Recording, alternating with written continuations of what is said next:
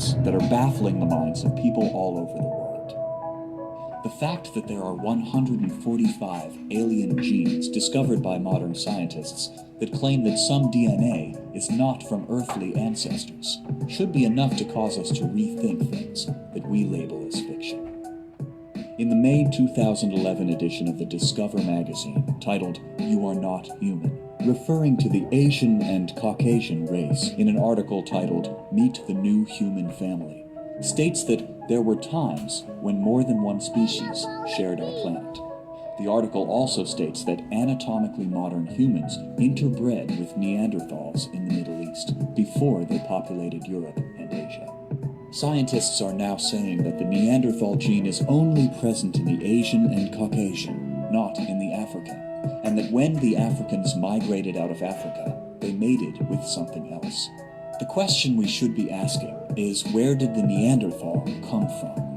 Did the humankind truly evolve from apes? Did Asians and Caucasians come from the mixing of the seed of the fallen angels? Are there aliens among us? Where has this strange DNA come from? Are the demons and aliens that many claim to have seen the same entity? Lastly, where do the fallen angels spoken of in the Bible fit into all of this?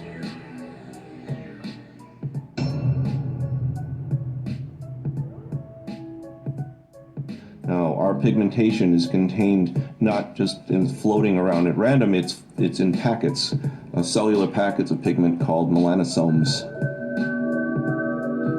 At first glance, under the microscope, there was no difference between the packets of pigments in the golden variety and those in the normal variety.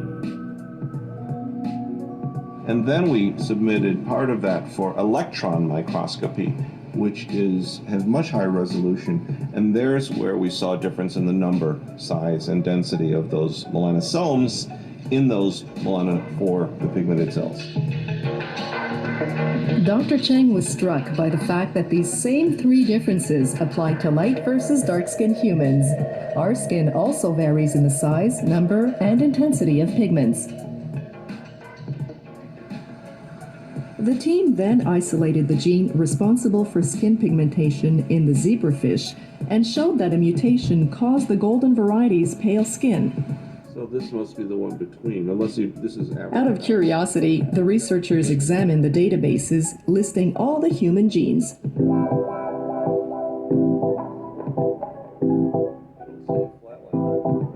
Surprise! They found a very similar gene, SLC24A5.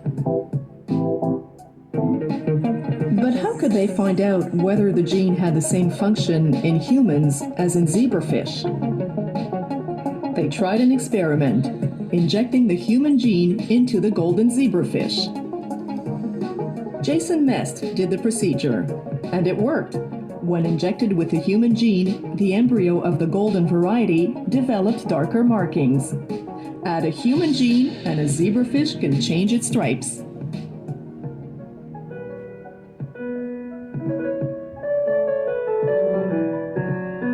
It was progress, but not the breakthrough they were looking for. Now Dr. Cheng had to show that humans had a mutation comparable to that of the golden zebrafish that would explain lighter skin in people.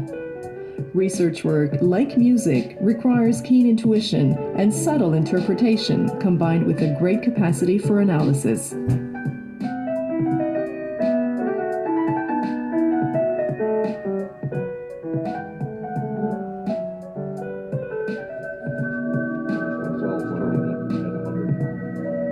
The geneticists called in fellow researcher Victor Canfield and an anthropologist, Mark Shriver.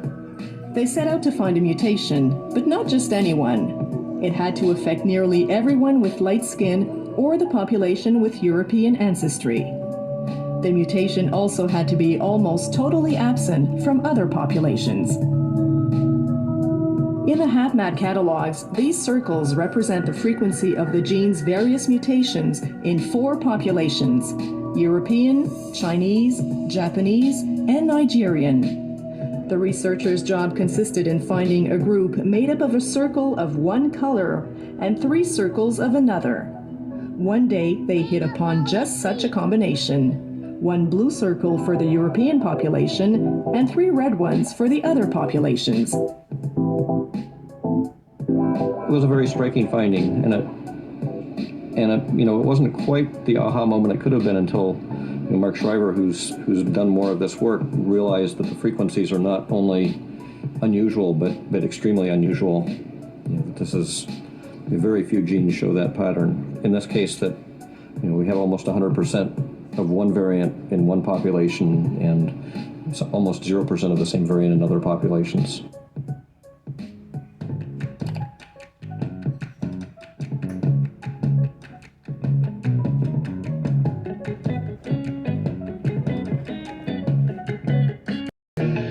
The mutation identified in the circles consisted in a unique change, A for the European population, which becomes G in all the other populations. The letters A, C, T, and G represent the building blocks of DNA. One tiny change among the hundreds of thousands of possible combinations in the human genome. The researchers then showed that the gene played a central role in the evolution of European skin color. It was like winning the lottery. So there are 3 billion bases in our genome. One letter of that, which changes one amino acid in this protein, seems to be responsible for the evolution of lighter skin color in Europeans. But the gene doesn't explain the difference in skin color between blacks and Asians. Other as yet undiscovered genes are likely involved. Still, it is the most important skin color gene yet discovered. We have the zebrafish to thank, not to mention Mr. Bob for the inspiration. The discovery casts new light on an old theory. It actually provides very great support for other people's work that have tried to explain why people have lighter skin in Europe, which is that in order to not get rickets, because we need vitamin D from the sun, we have to be exposed to that in our skin, you need lighter skin in order to make enough vitamin D to not get rickets to live further north.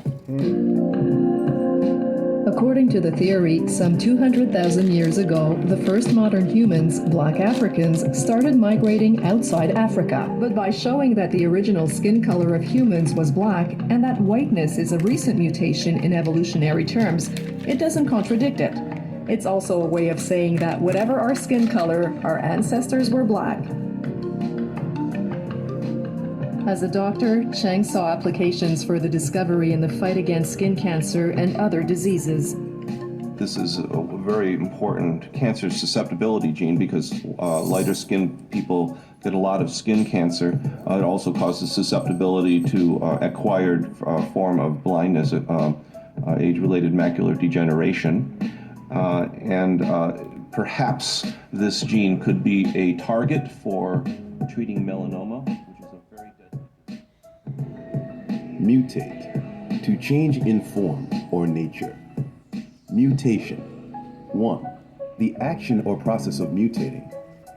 Synonyms: alteration, change, variation, modification, transformation, metamorphosis, transmutation. 2. The changing of the structure of a gene, resulting in a variant form that may be transmitted to subsequent generations, caused by the alteration of single base units in DNA, or the deletion, insertion, or rearrangement of larger sections of genes or chromosomes. Mutant. 1. A new type of organism produced as the result of mutation. 2. Undergoing or resulting from mutation. Mutant. 1. Freak, monster, mutation, deviant, oddity, monstrosity, or freak of nature. Notice how his research has shown that Europeans and Asians are actually a mutation of the dark indigenous people of Africa. This means Asians are actually a mutation of the dark indigenous people of Africa. Of nature. Notice saw his research has shown that Europeans and Asians are actually a mutation of the dark indigenous people of Africa. This means that mankind started off with dark skin, but through the infiltration of the human bloodline through sex and confused mating, you now have those of lighter skin, which are a derivative of dark indigenous people. Their DNA is actually mixed with fallen angels, and this is why you see the Neanderthal genes in whites and Asians. White skin in Caucasians is a genetic mutation, and that is a fact that many whites and Asians have accepted and even teach openly, and with a great deal of pride, as a matter of fact.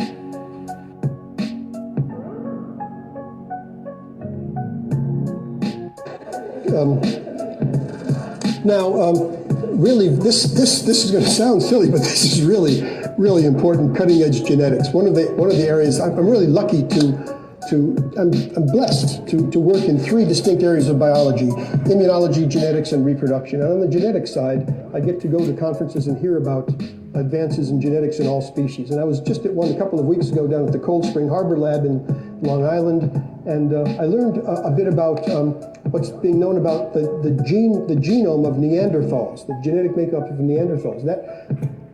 The genome sequencers, led by Svante Pabo, who works in Germany, has taken tiny little fragments of Neanderthal bones, isolated DNA, and determined the genome of the Neanderthal, and used that information to determine, using genetic methods, how long ago Neanderthals and humans were a single species, where the common ancestor was.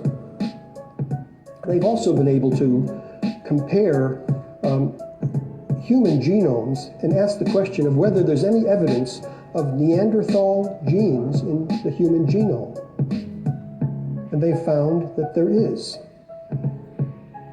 And the amount is quite significant, upwards of 5 to 7%.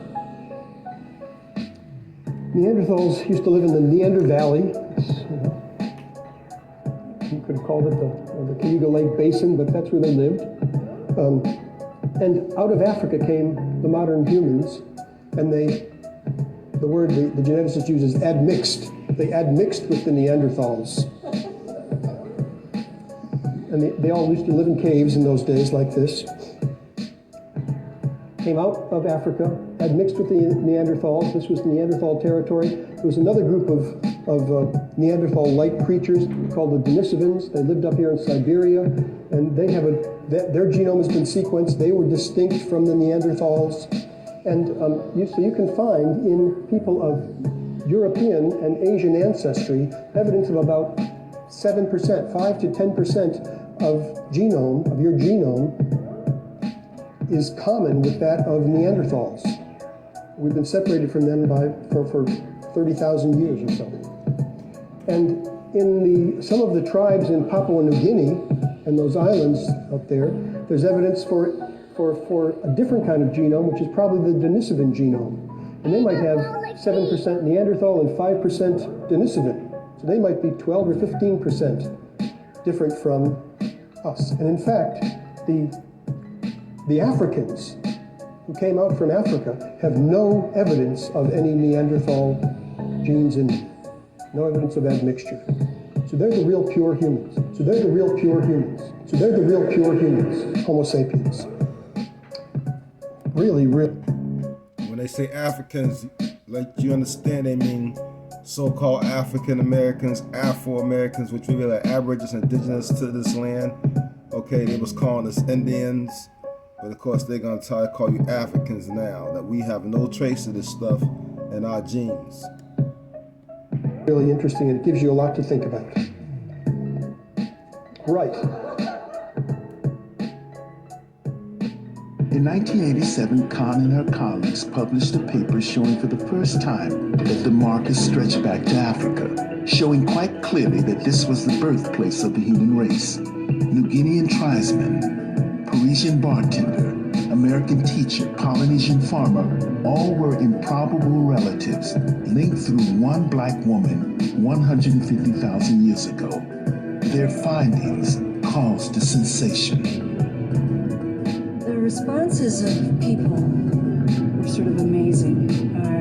The public was genuinely interested in certain aspects of it, but there was a tendency to misinterpret the data because of the terminology used to describe this woman, African Eve. And people thought it meant the biblical Eve, the single woman in the Judeo-Christian Bible, the wife of Adam. I have to say, even my own uncle sent me a Christmas card the year that our study was published saying, "How dare you, you know Grandma wasn't black." Hey, now that the cute dogs have your attention, let me ask you something.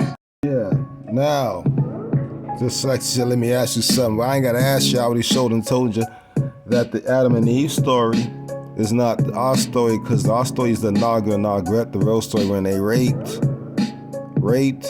Nagret, okay? But when they talking about the Adam and Eve story, you ain't talking about us. That's not talking about the person of the Bible. That's talking about how they went through things. Their deity that made them, and then put their rules and pagan rules to be their devil. Okay? It ain't talking about our creator. Our creator is the only ultimate true creator. The rest of them are copycat pretenders that cannot ever be the creator that made or created outside nations. Particularly, it's talking about two right now, but I'm not prejudiced, I'm just being real. Okay, and furthermore, using that word prejudice has been used the wrong way. Prejudice means to what? Care about your own people, not to hate others. Okay, but of course, everything's backwards. So now today's is used as prejudice as being a bad person. But I'm not racist, is what you should be saying. But I'm not racist either. It was published saying, "How dare you, you know Grandma wasn't black." How dare you, you know Grandma wasn't black.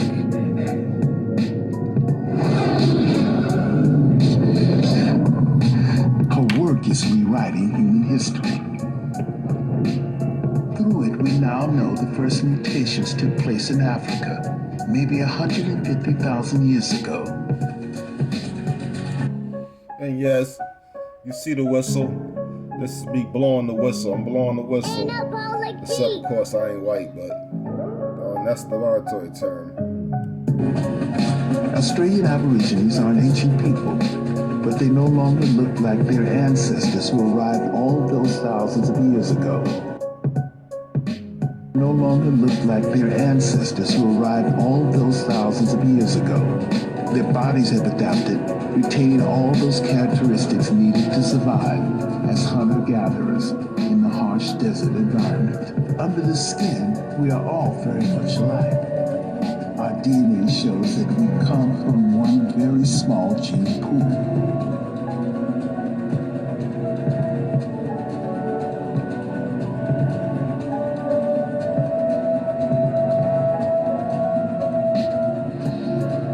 If we look at the DNA of all of us, Australians, Africans, Europeans, we find that comparing the mitochondrial DNA of all of us, we show less variation. Even though there are billions of us and we're spread over the whole world, we show less variation in our mitochondrial DNA than we would find in, say, a small group of chimpanzees or orangutans or gorillas.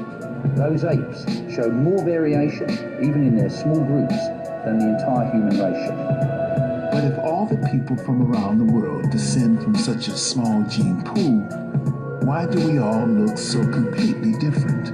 Natural selection and adaptation to the environment are the most important factors. Sexual selection is crucial. Climate dictates body shape. Or what are different things trying to imitate the creator to create something, but they never were successful of creating exactly what they wanted, because they end up creating something like what they wanted, but not what they wanted. Similar to what they wanted, but not what they wanted. Blackish versus black. Jewish versus a real black Jew. although those words are all pagan, because we know they mixed everything up. Cold the environment, the shorter and more stocky become to retain heat. Height relates to diet. The most obvious and striking difference is color. And that's also a part of our genetic inheritance. Nina Jablonski, a leading scientist looking at the evolution of skin color, was working on the importance of folic acid in fetal development when she stumbled by chance on the answer. I started doing research on the evolution of skin color after preparing a lecture for a class over doing research on the evolution of skin color after preparing a lecture for a class doing research on the evolution of skin color after preparing a lecture for a class over 10 years ago. It was interesting preparing for the class. I realized that there was very little that was known about the evolution of skin color, and what was known wasn't very cogent. I discovered an interesting paper when I was preparing that lecture that showed that there was an interesting and important relationship between ultraviolet radiation and a very important biomolecule called folate. Folic acid is crucial for embryonic development, and too much ultraviolet radiation from the sun destroys it.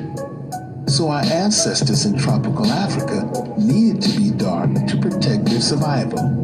But too little ultraviolet prevents the formation of vitamin D, causing rickets, which can kill. So as they migrated to the sunless north, they had to grow paler to survive. She has uncovered a very simple evolutionary equation. When we look at the pattern of skin pigmentation among indigenous peoples today, we see very dark people in equatorial regions with high UV and significantly lighter people as we get toward the poles. And it turns out that melanin, the natural sunscreen, is phenomenally good at screening out ultraviolet radiation. To some extent, it's too good. And in order for us to be able to make enough vitamin D in our skin, we have to reduce the amount of melanin that exists in the skin. Which is a bald-faced lie, because in order to get more melanin in your skin, all you gotta do is lay, the vitamin D, you lay out in the sun, or just be outside in the sun. Ain't nothing wrong with that, but if they feel like you're getting too much, go inside your house for a while. Come out later. And so what we see in the course of our species history, as we've moved from an area of high UV to areas of lower UV, our skin has become more and more depigmented. And they gonna say depigmented, but that ain't true, because the whole fact of the matter is that people in England were black. The so-called Vikings, the first original ones, were black. The first Italians, the original ones, were black. Can I keep on? Do you want me to keep on going? Because I can. See, something happened, and we all know what it is. Pigmented. If you make the assumption that the human race arose like around the equator and that skin color, dark skin color would be the phenotype, then are you assuming that as people moved outward, there was a mutation, and if you were in the north, it allowed that mutation to live, which is how we got white people? You be assuming the Australians were, the original Australians were black, but you want to assume. Yes. Will that follow? Yeah. Jeremiah chapter. Will that follow? That allowed that mutation to live, which is how we got white people? Yes. As people moved outward, there was a mutation, and if you were in the north, it allowed that mutation to live, which is how we got white people? Yes. Will that follow? Yeah. But he was assuming, just like she pointed out, that's his assumption. Mutation, correct. There was a mutation. Mutation because of something being mixed with some DNA. Jeremiah chapter RNA makes DNA. 49 verse 10. But I have made Esau bare.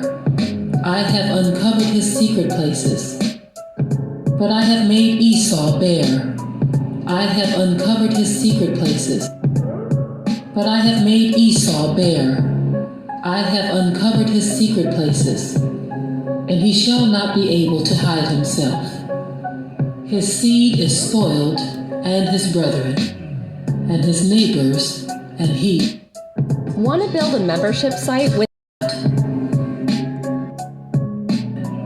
and his neighbors, and he is not.